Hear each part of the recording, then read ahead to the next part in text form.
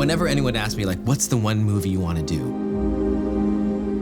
If there was one, I'd always say it'd be Wicked. On my 25th birthday, I took myself to see the show. I'd never heard anything or seen anything like it. I remember that. It was like a rainy night and I felt really alive. I felt like I was floating on air.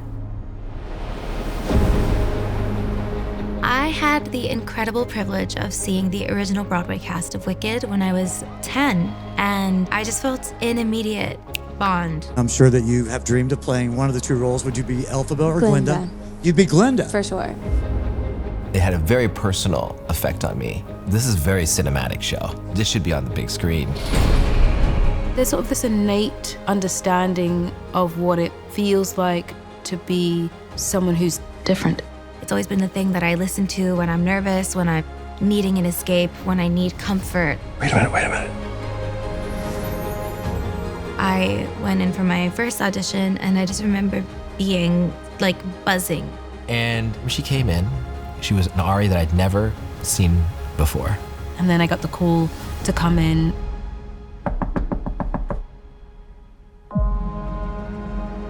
Cynthia was so raw and vulnerable. And I couldn't get her out of my head. The world needs to see more of you, and we would love for you to be our Elphaba. It's been a really long journey, and I'm really grateful for it.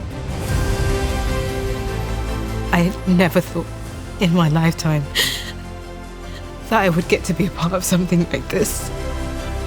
We want you to be our Glinda the Good.